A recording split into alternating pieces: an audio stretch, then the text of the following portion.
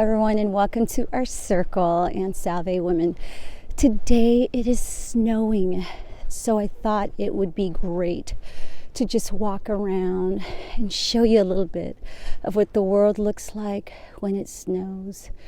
This is my world, but today's topic is on R.B.L. Relax, breathe, and let go. And the reason why I'm using this topic today, as I walk in my neighborhood that I have been walking in just over 15 years, is that it's really important to understand that the world you find yourself in isn't always the world that you were brought in. And so it's really important to understand this world. And so let me go ahead and get you started in sharing this thought that I have today on relaxing, breathing, and letting go. So when I first arrived here from the Philippines, I remember I was 7 years old, and it was around this time. It was in February, and I cannot express to you. Now, this is not a moment of sadness. I don't want you to pity me, because really honestly, those that we would feel sorry for in this world, and maybe not even feel sorry for, but feel for, are those whose hopes and dreams perhaps never arrived to that level of, I made it. And I feel like I'm one of those that, by the blessings of God, has truly come to a point where, all is well. All is well.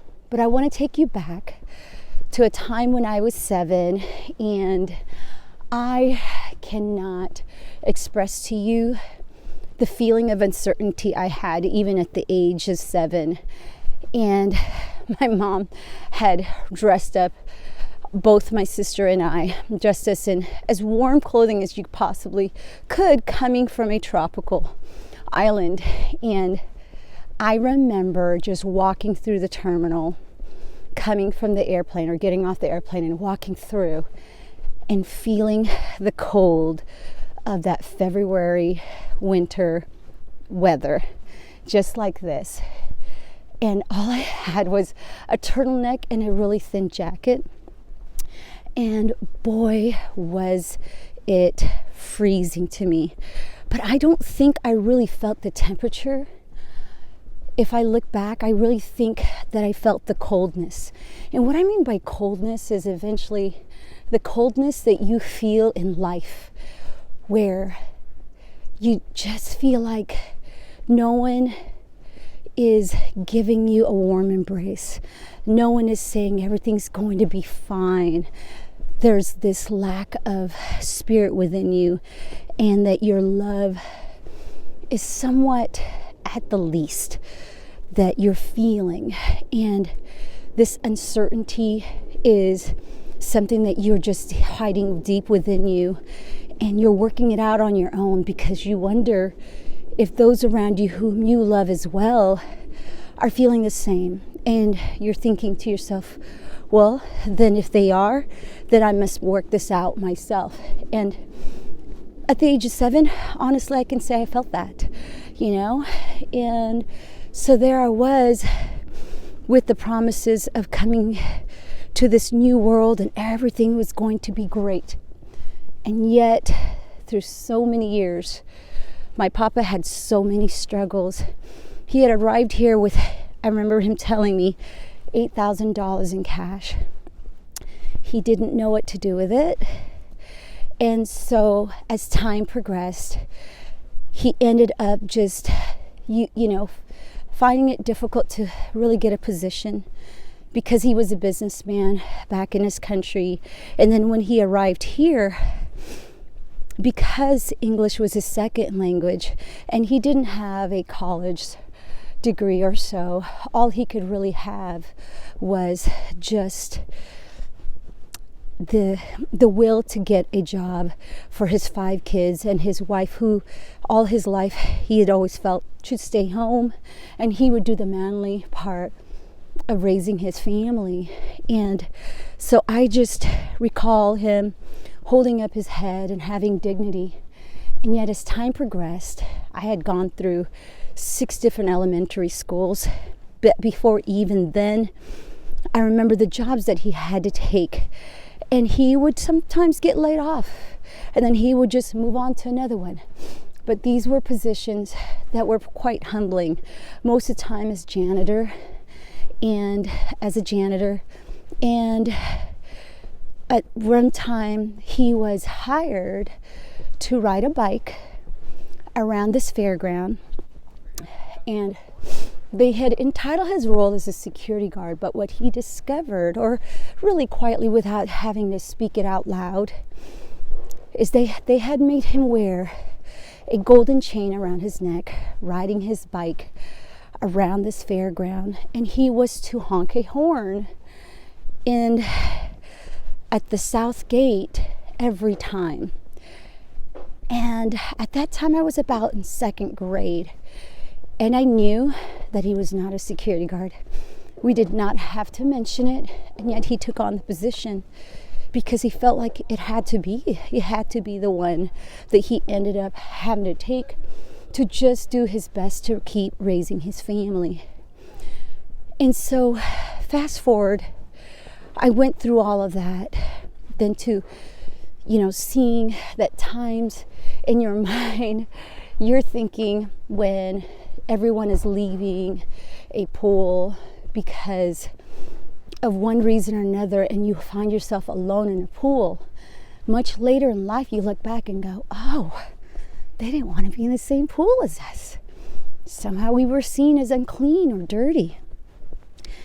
Again, fast forward from that, then I found myself surrounded by people who then saw that something that my aunt had always seen in me when I was young back in my country, is that I was smart and I was definitely capable. And that was empowering, is seeing that others could see what was within you, that you were told to have had, and yet somehow may have been lost at times, and yet you found yourself, going through years where you just kept it within you, and then realizing that it was there, that light was still there. And so quietly you excelled, going through so much of the things that you started to get used to in life, and you just went about it. I am so grateful that I never allowed any of that to make me bitter, to make me dark, even though I was going through bitterness and darkness, that I never allowed it to go into me and take my light. And so here I am in high school, and I kid you not, I did not even know what a scholarship was. And so there I was going through school, knowing that you wanted to just continue with education. And I was taking these classes. I just didn't ever speak to my so many people out here. They're walking their dogs and shoveling. It's amazing. It's beautiful. Hello. It's great to see people out.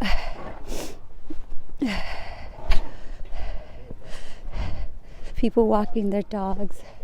Hello.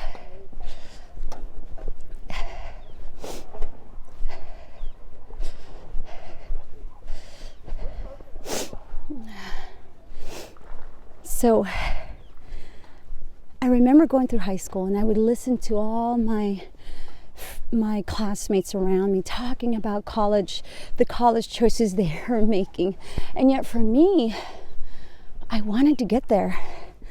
I wanted to get beyond there, and yet didn't know how. Again, people may think, what do you mean you don't know what a scholarship is? Didn't have any type of, software programs back then or internet back then to do any research. Didn't even have anyone direct me. My parents would sometimes speak of it and communicate with me, their hopes and dreams and aspirations for me to be an attorney one day. And I was like, oh my goodness, How is this going to work when I don't know how to get there? And I didn't want to share that secret with my family because I felt like believed in me so much. And I was the youngest of 5, and I felt like maybe they just assumed I knew because of all these classes I was taking and the people I was surrounding myself with, that I would find out. And so maybe they assumed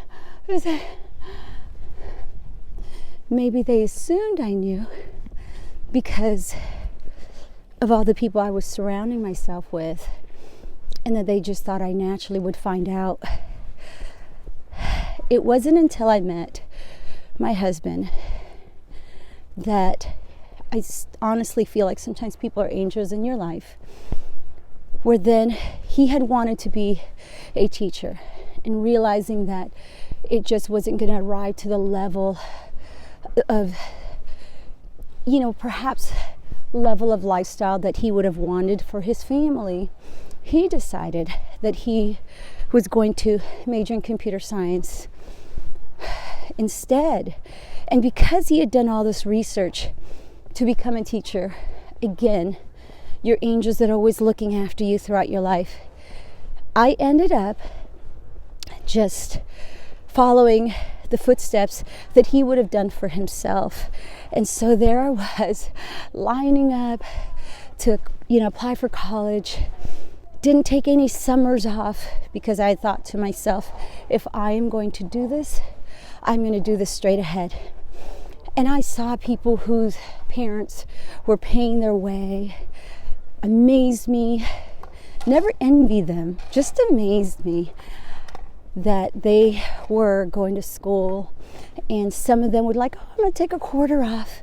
And for me, I'm like, I've got to get this done. I don't know if I could keep, take a day off or even a quarter off. And so with that, I ended up getting my degree, my college degree, as well as my teaching degree. And now,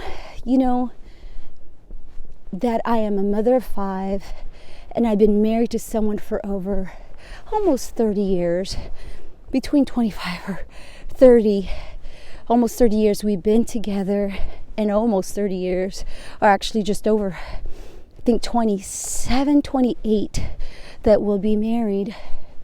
It is amazing how I don't have to look back with pity. And that's what I started with from the beginning, is that I have learned to relax and breathe and just let go. Because look at this world, look at what's around, and no matter what you go through in life, and you may think, oh, how cold the world is. And that's exactly how I felt the first time. I just had to work it within me to go, okay, I'm sure I'm not the only one going through this. I'm sure I'm not the only one feeling this way. And so for me, it was a matter of just keep moving forward, just relax, just breathe, and let go of any pain you may be going through. Because at the end, you will see that the light within you is still there. Don't allow any darkness to take over. Don't allow anyone's words or their spirits or their actions. I've been called names my life, and again, this is not a time of pity. Never ever, never really pitied myself.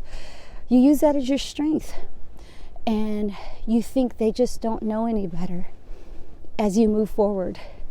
Because if you do allow people to get to your heart, to your mind, to your spirit, they will have become what they had seen in their eyes for you to become, and not what you know in your heart and spirit that you are.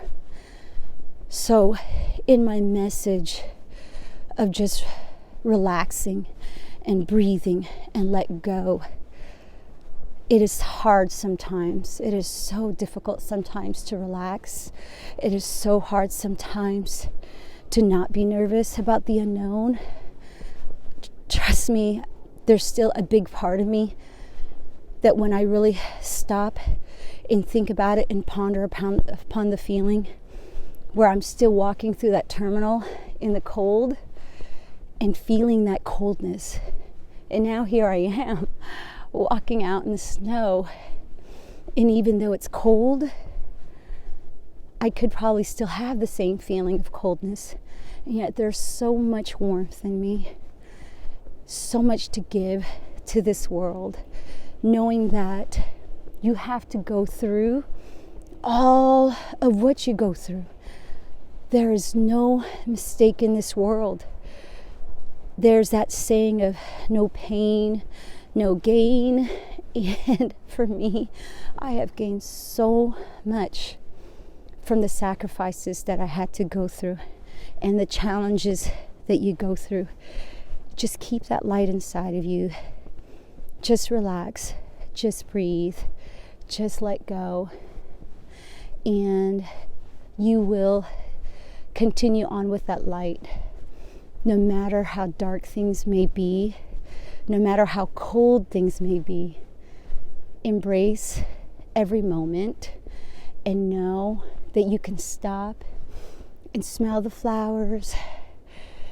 If not now, but tomorrow, you can stop and drink the waters from the rivers.